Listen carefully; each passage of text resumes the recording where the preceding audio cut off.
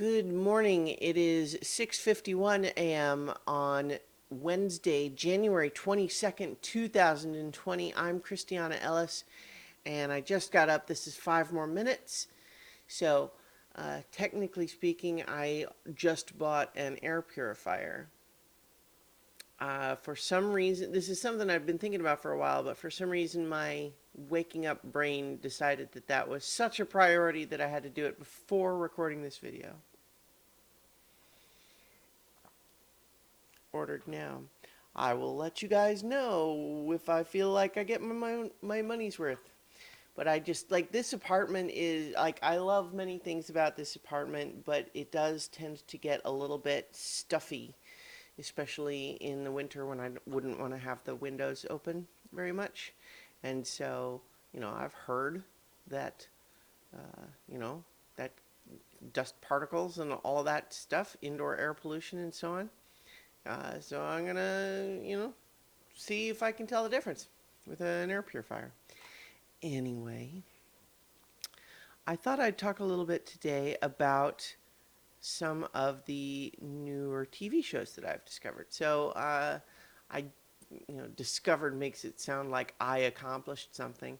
The Outsider is one, which is a new HBO series based on Stephen King novel.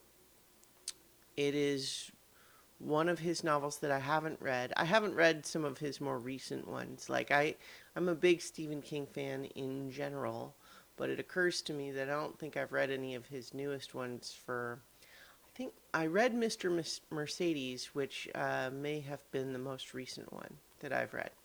Anyway,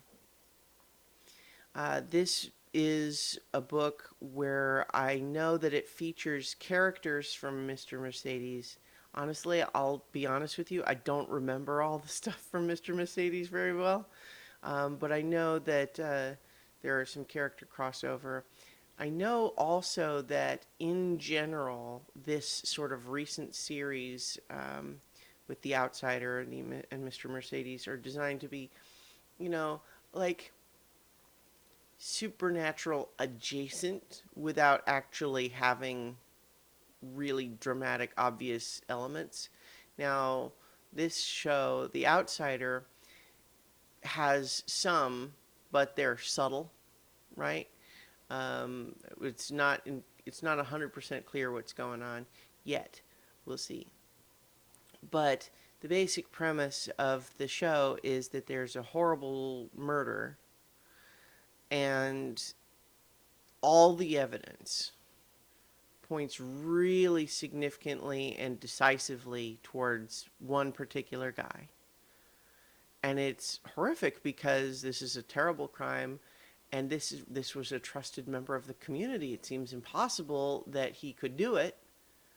No one would have ever guessed, and yet the evidence, fingerprints, DNA, witnesses, all suggest he definitely did it. But they arrest him, start questioning him. Turns out he has an alibi that they can verify. Meaning, like, there's video of him where he said he was 70 miles away at the time of the killing. So now you have what would ordinarily be considered decisive evidence that he was apparently in two places at the same time.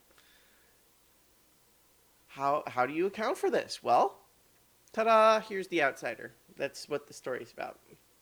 And so far it's pretty good. So there's 3 episodes out because the first week they showed the first two, and then there's been one more since.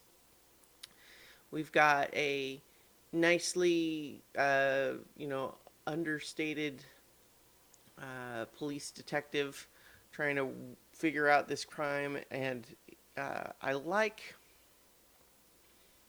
his attitude towards the mystery. Like, he doesn't go into denial about it. He doesn't get angry about it. He's just really there's a little bit of a, gotta figure this out. This is going to keep bothering me. I need to just try to talk to anyone I can to just try to figure this out. And in particular, like, his rationale is okay, either this is the guy who did it, or if that's not true, that means whoever did do it is still out there. And that's the fear, right? You got to stop.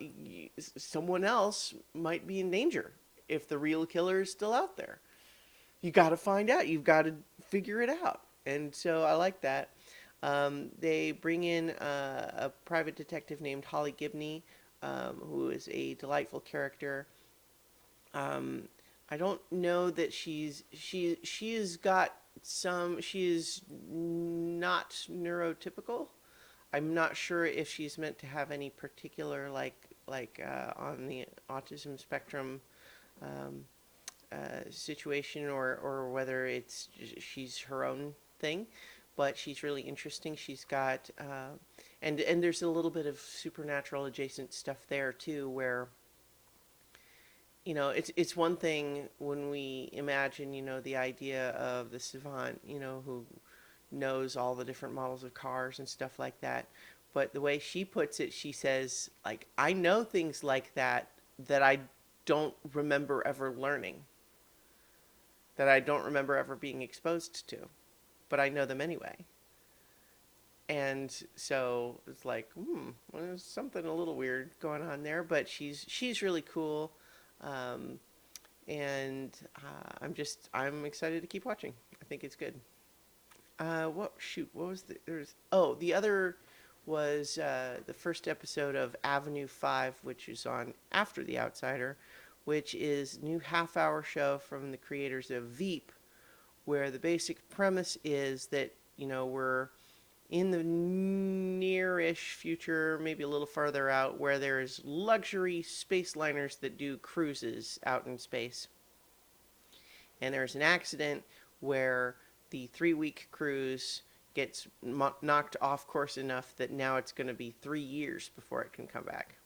And it's a comedy, and it's got Hugh Laurie as the captain, and Josh Gad is in it, and um, it seems okay so far. I'm interested in seeing where it'll go.